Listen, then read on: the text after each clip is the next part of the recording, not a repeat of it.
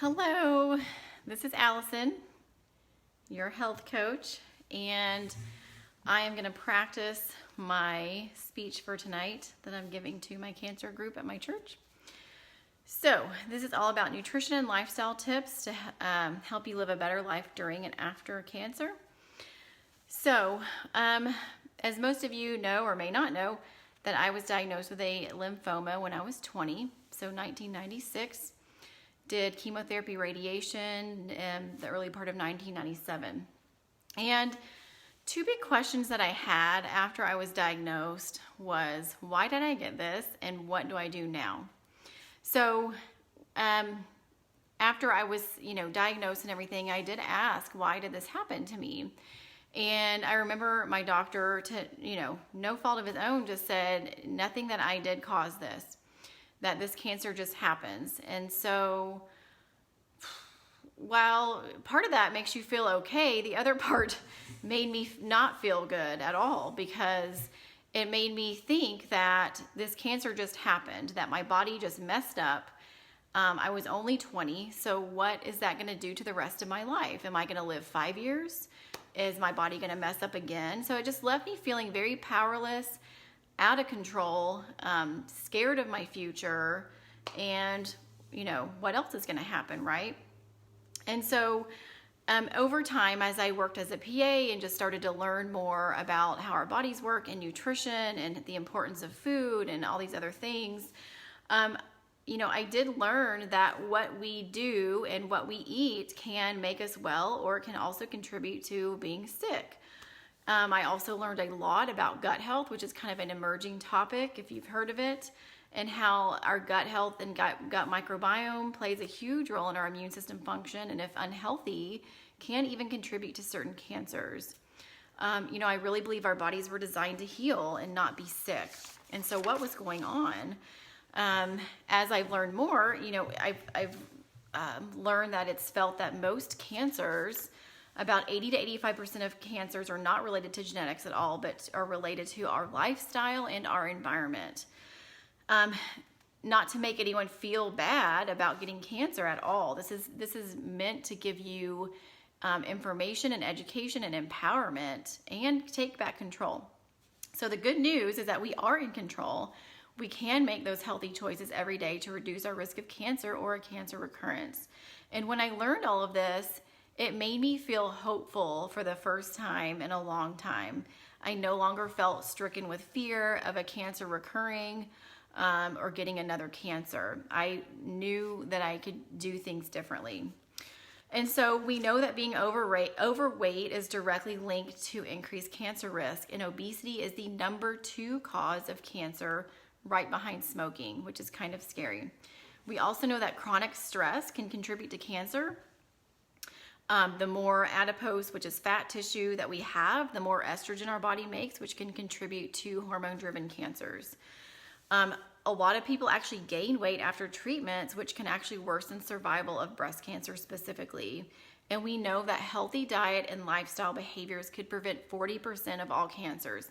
That's pretty huge. So today I'm going to talk about food and its role, stress, which also encompasses mindset and things like gratitude and what we say to ourselves. I'm going to talk about exercise, sleep, and then environmental toxins. So it sounds like a lot, but I'll break it down into steps that you can incorporate into your routine. So food, this is a big one. 35% of all cancers in the U.S. may be diet related. What we eat affects our gut health. Our gut health relates to our gut microbiome, which is trillions of gut bacteria, and they play a role in up to 70% of our immune system functions. They are our first defense against pathogens. Our gut bacteria make vitamins and neurotransmitters for mental health. They can relate to autoimmune disease if gut health is poor. So a poor diet and stress and antibiotics and food and antibiotics we take, medications and alcohol can negatively affect our gut health. We know that there are certain gut bacteria that are higher or lower in certain cancers, as well as other diseases, and even being overweight. So a lot of Americans are eating what I call a SAD diet, which is a standard American diet of processed foods, fast foods, with little fresh veggies, fruits, and little whole grains like beans, nuts, and seeds. So whole grains, fruits, and veggies feed our gut bacteria and provide us the most nutrient-dense foods. So this has to be part of what we're eating.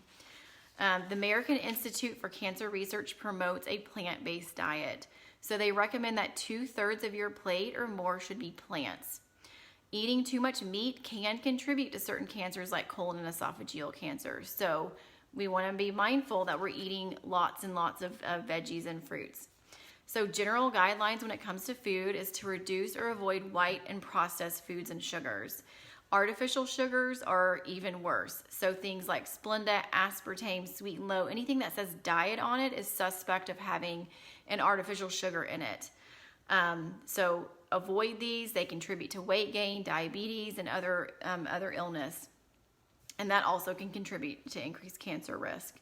So natural sweeteners are things like honey, dates, and maple syrup. Some people also use stevia, which can be good to use as well. But the key here is to drink mostly water. We really want to try to drink half of your body weight in water every single day. Some sparkling water is fine. Herbal teas, green tea. Green tea is actually really good for you. It has a lot of antioxidant benefits to it. Those are great options. If anyone drinks a lot of coffee, try to drink some green tea in its place to get more of the health benefits from there. In regards to alcohol, the less the better. Currently, the guideline is 1 drink a day for women and 2 drinks a day for men. But some recent information that I came across said 1 to 2 drinks no more than 3 days a week. So really, the less amount of alcohol you have, the better in reducing your risk of cancer. So focus on as many whole grains, whole foods, veggies that you can in one day. So one handout that I'm going to have for everyone tonight is, if I can find it, a rainbow chart, which is really cool. So it kind of has different foods. Wine, I know, at least your wine's clean, Emily. So this has different foods in like different colors of the rainbow. So you can kind of just put this on your fridge and go, okay, let me like see how I stack up today. Did I have some carrots, red peppers, cucumber, spinach? You know, just try to hit as many of the categories as you can a day. So they're gonna get the handout tonight. Where was I? Okay. So if you're not a big veggie eater right now, try to add 1 extra serving of vegetables a day. There's a whole concept that I learned called crowding out. So instead of focusing on what you can't have, focus on what you can and add in as many nutritious foods every day. And eventually you're going to be eating less bad and more good food. And when it comes to veggies and fruits, organic really does matter. Organic veggies and fruits have significantly less pesticides on them.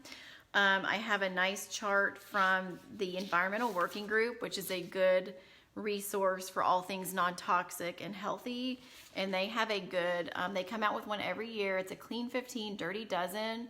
So this will be nice. You can even laminate it if you want to and take with you to the grocery store. So if you can't afford to buy everything organic, try to do at least the ones that are on the Dirty Dozen. So strawberries are the most dirty when it comes to having lots of pesticides.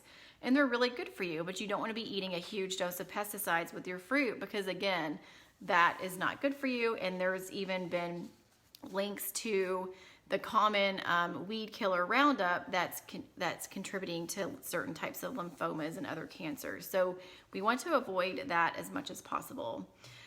In regards to fats and oils, so you want to try to make sure you're doing a lot of omega-3 fats. So olive oil, avocado oil, coconut oil are better than using things like vegetable oils. A lot of vegetable oils are genetically modified and are higher in inflammatory fats, which are omega-6s, and you want more omega-3 fats, which help lower inflammation in the body. Grass-fed butter or ghee is also a good option, and don't be afraid of the fat. We need good fats in our diet for brain health and lots of things. If you are a meat eater, try to reduce the portion that you're eating. You really want to go by the size of your palm for your portion, like not your whole arm. So use your palm. The fruit and veggie washes, they're okay. I mean, if you can't buy organic, definitely use that.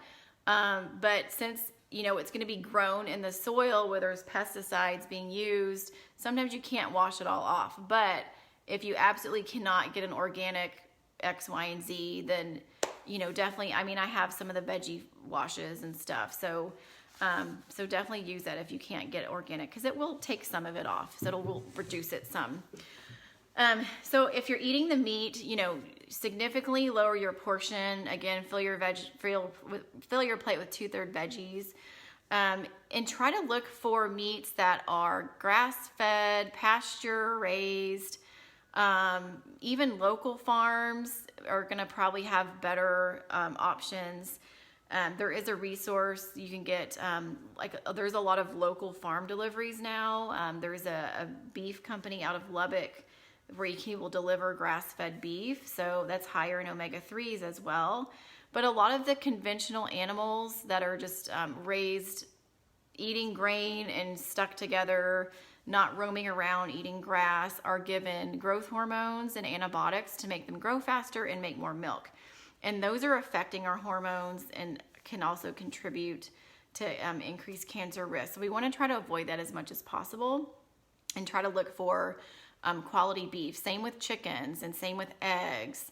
My favorite brand of eggs is Vital Farms. So they're kind of like roaming around chickens, eating bugs and what they're supposed to be eating versus corn feed. And they're not given growth hormone. So that does make a difference. Processed meats are really something we should avoid altogether. They have a really, they're really inflammatory, and they are the kind of the more ones that could contribute to increased cancer risk. So those are things like lunch meats, hot dogs, bacon, that kind of stuff. So really don't eat those. If you do, look for the nitrate-free uncured ones. Applegate Farms is a brand I use for some things. Same thing with dairy. Again, try to get organic or use dairy substitutes. Or buy from local farms. I try to get cheeses that are free of growth hormone. It should say it on the label, like RBGH free. But I use alternative things for dairy, like coconut milk, coconut cream, almond milk, those kinds of things. And then again, we don't want to be eating tons of cheese as well, but a little bit in moderation is fine. And back to GMO foods.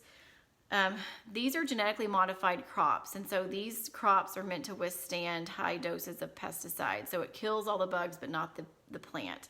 So then we're essentially ingesting those, and that is not doing a good job for our gut health and our immune system as well. So try to avoid. A lot of GMO crops are going to be soy, so anything that has soybean oil in it.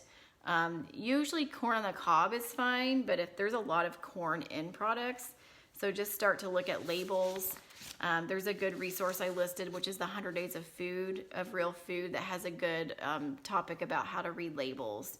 You might spend more time at the store, but once you got the label reading down, you will be thankful for that, and it'll be faster. So just try to remember that we need to overdose in nutrient-dense foods. Another handout on the food, which is awesome. This is by Food Matters TV, and it has just top 10 nutritional tips, which is amazing. Eat this, not that. So it just kind of has tons of options for you to eat over things not to. So it says eat less of sausages and hot dogs and soda and energy drinks and, of course, donuts. We don't want to eat all that stuff. And you want to eat more of like your vegetables, leafy greens, probiotic rich foods, fresh fruits, nuts and seeds, that kind of stuff.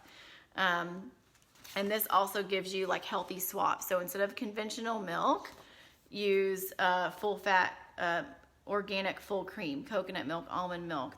Instead of white bread, using millet bread, buckwheat pancakes, so instead of margarine, using butter, hummus, or avocado. So this is a great little resource. If anybody wants this, let me know. Okay, so that was a lot. And so on to exercise. Exercise can actually modify your risk of certain cancers, which mainly breast, endometrial, and colon. It also helps to improve lean mass, reduce fat gain, helps maintain healthy weight. It helps your insulin levels, which is really important, and it helps us sweat. It can also help with fatigue associated with cancer treatment. So I know, and I was 20, so I was a little bit, didn't have really anything else going on, but I lost muscle mass. I was tired. amongst other things. And so staying active can really help. Even if you don't feel like doing something, you know, get out there and do stuff. It can also help your sleep, which sleep is huge for healing. So, you know, a lot of us sit with work, we're watching TV, you know, we're not as outside as much and moving around. So sitting is considered the new smoking in regards to affecting our health. The American Cancer Society recommends 150 minutes a week. 75 of those should be vigorous activity and strength training twice a week. So lots of ideas like walking, swimming, gardening. If you're at home watching TV, like maybe you can't get out of the house, every time there's a commercial break, get up and walk around the house. You can use canned food to, you know, pump some iron, lift some weights.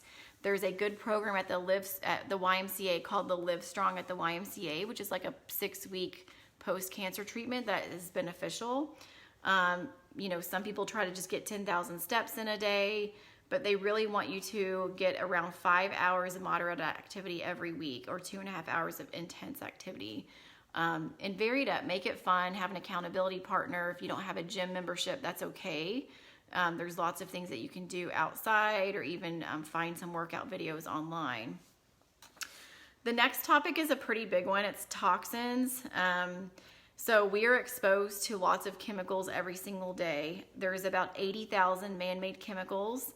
Most have no safety testing, and a lot of them can be carcinogens, and they can end up in our food and water supply. So what we can do is reduce our exposure and help our body get rid of toxins better. So we want to think about what is in our inside of our house, because the inside of our house can be more unhealthy than the outside as far as the air quality. So we want to be mindful of what kind of products we're using to clean our house, what we're putting on our face, our body, and our laundry detergent, all kinds of things. I don't use pesticides or anything outside. I try to pick weeds. My mom might think otherwise. No, I'm just kidding. But we just don't use any of that stuff. I don't have a termite service. I just don't want anything like that extra in my house. And so the ewg.org, again, is a good resource for that. So most women use about 12 products in the morning. So think about how many things you're using. So soap, shampoo, conditioner, hair product, hairspray, lotion, toner, there's hair on my face, sunscreen, lipstick, makeup. I mean, yeah, that's probably about 12. And you can be exposed to over 168 chemicals before you leave the bathroom. That's a lot. That's too many. And guess what? Our skin's our biggest organ. We're going to absorb all of that stuff. Men use about 6 products. So we need to reduce our toxic load. So if you have, I'm not saying to get rid of everything and spend a bunch of money, but once you run out of a product, go to the EWG and check and see how your product rates. They'll give it a rating. And there'll be lists of other safer products on there. There is a lot out there now that are actually really good quality than there was even like 10 years ago when I started doing all this. Some of my favorites, I use Branch Basics, which is a plant-based cleaner for my house. Molly Suds is a good one for laundry. The Honest Company, some people use essential oils to clean. There's a company called Norwex where you just use these cloths and water. You can make your own with like white vinegar, water, baking soda. So just some options there. And then to eliminate better, we need to sweat, breathe, urinate, and have a bowel movement. Those are our 4 ways we eliminate toxins. So if we're not doing any of those well every day, then we're going to have problems, because if we're getting overloaded with toxins coming in and we're not getting them out, that can contribute to disease as well. Especially if we're on treatment, think about all that stuff that's going in you. We need to maximize getting that out. And sometimes that is difficult. I mean, I know my chemo caused constipation. So not going to the bathroom for 5 days made me feel awful. So some suggestions is drinking enough water. So I mentioned half your body weight in ounces of water. Doing physical activity that's going to help you sweat. If you have access to a steam room or sauna where it helps you sweat, use it. Just to make sure your doctor's okay with it. And having bowel movements. So if you're not having bowel movements every day, then we need to talk about things to help you. So water can help, fruits and veggies can help, Magnesium is also great to help you go. That also doesn't cause extra problems like some of the other laxatives can do. And sometimes you can take an herbal laxative or stool softener, which is also helpful. Okay, almost done. So stress is huge. I feel like food and stress are probably the biggest contributors to illness. Everyone has stress, right? And some stress is okay because it helps us with our fight or flight system. It releases epinephrine. But if it's chronic and it's going on too long, it actually can decrease our immune system. And the stress hormone, which is cortisol, that's released by our adrenal gland, can also suppress our immune system further. So we really want to think about ways to reduce our stress. And that could be changing jobs if you can. That could be getting certain people out of your life. That could be putting in a support system, and if you don't have one. It could be doing things to reduce, like if you can't eliminate situations, there's things that you can do every day to kind of help your body handle the stress better. So some easy things is breathing. A lot of us are shallow breathing every day and we're not even realizing it. So deep breathing, there's a really easy exercise where you breathe in 3 counts, hold for 4 counts, and breathe out for 5. So the longer your exhale, that activates your parasympathetic nervous system, which helps you relax.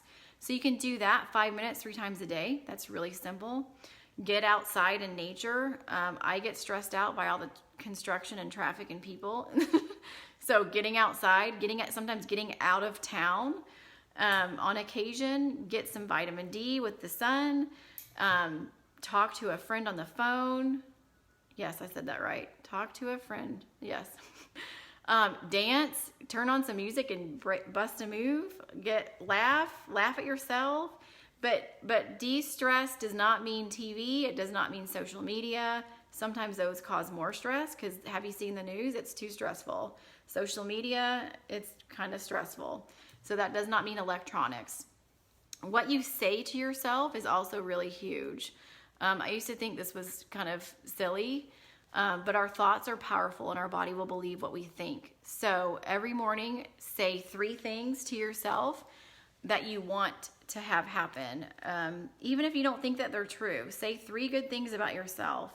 Say, I'm gonna get over this X, Y, and Z.